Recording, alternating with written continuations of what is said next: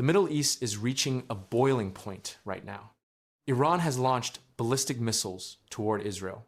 And across the globe, people are asking the same terrifying question. Could this be the moment that triggers a much larger war?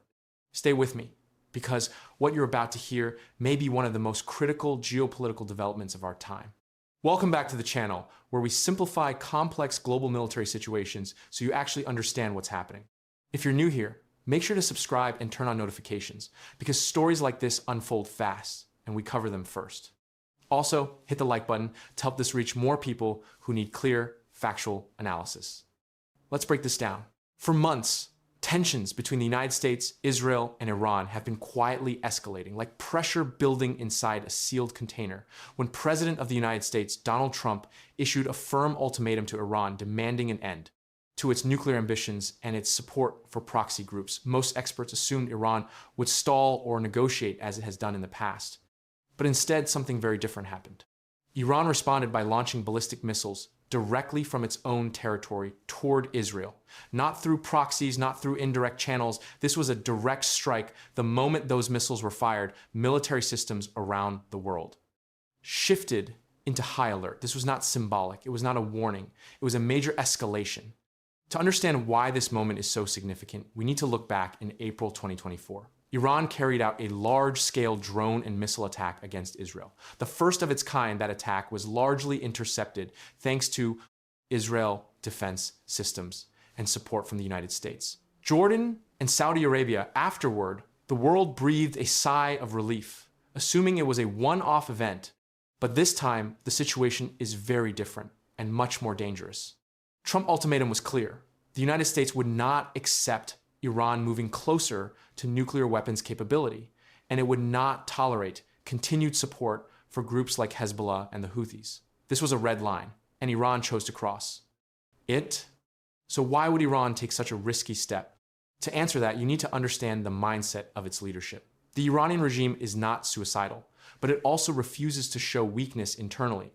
It is facing economic pressure from sanctions, growing dissatisfaction among its population, and weakened regional allies like Hezbollah and Hamas.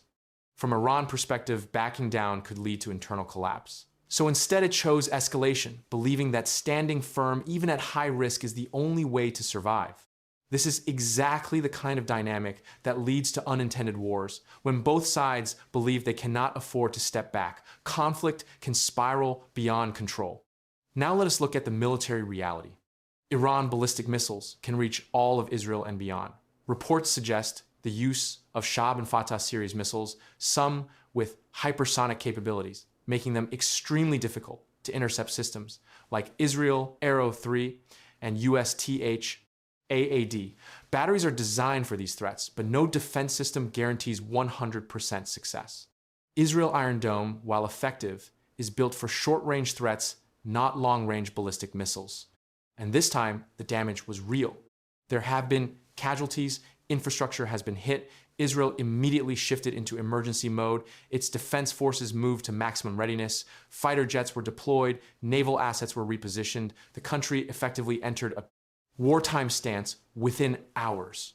The United States also reacted quickly. American carrier groups in the region were put on alert. The USS Harry Truman Strike Group moved closer to the conflict zone.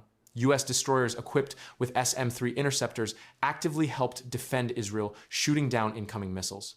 This is critical American forces directly engaged Iranian weapons. That level of direct confrontation has not been seen in decades. The Pentagon confirmed U.S. involvement, and the White House stated clearly that any attack on Israel is considered an attack on core American interests. That statement carries serious military implications. Now let us zoom out to the global level, because this is where things become even more concerning.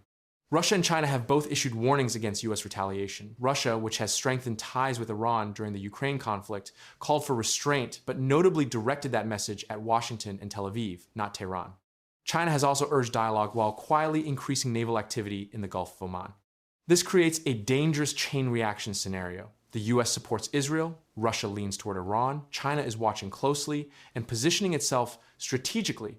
If the United States launches direct strikes on Iran, Russia could respond not necessarily with immediate military force, but through weapons transfers, intelligence sharing, or diplomatic moves at the United Nations.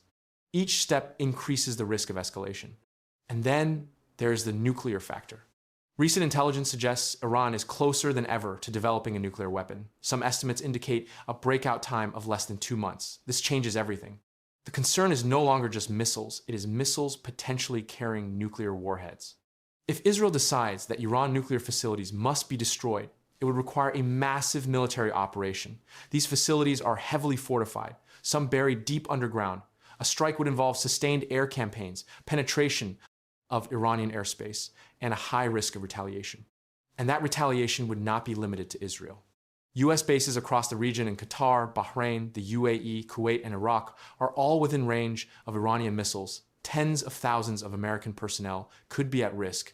There is no clean surgical solution here. Every military option carries significant consequences. That is why for decades, the US has relied on sanctions and diplomacy rather than direct confrontation. But that strategy may now be changing. Trump's second term has taken a more aggressive stance. The 2020 killing of Qasem Soleimani already demonstrated a willingness to use force. And within his current administration, there are strong voices arguing that military action, not negotiation, is the only way to stop Iran nuclear ambitions. If this latest attack strengthens that argument, decisions could come quickly. Israel, meanwhile, has made its position clear it will respond. The only questions are how, when, and how far it will go. Options range from limited strikes on Iranian military targets to broader operations targeting air defenses, missile sites, and nuclear facilities. Israel has prepared for this scenario for years. Its air force has trained for long-range missions including 1,500-mile round trips. It has aerial refueling capabilities and bunker-busting weapons ready. But beyond strategy and weapons, there is a human cost. A full-scale regional war would be devastating. Iran has nearly 90 million people. Israel has around 9 million. Gulf states in the region are home to millions more, including foreign workers. The economic impact would also be immediate. Iran controls key oil routes through the Strait of Hormuz. Any disruption there would send global oil prices soaring, trigger inflation, and impact economies worldwide within weeks. Diplomatic efforts are still ongoing, but time is running out. European nations are trying to reopen communication channels. Qatar is reportedly acting as a mediator between Washington and Tehran. But diplomacy only works if both sides are willing to step back. Right now, neither appears ready. What we are witnessing is more than a regional crisis. It is a test of the global order that has kept major powers from direct conflict since the end of the Cold War. The next 72 hours could shape global security for years to come. Leaders in Washington, Jerusalem, Tehran, Moscow, and Beijing all understand what is at stake. The decisions they make now, today, tomorrow, this week, will determine whether this remains contained or becomes something far more serious.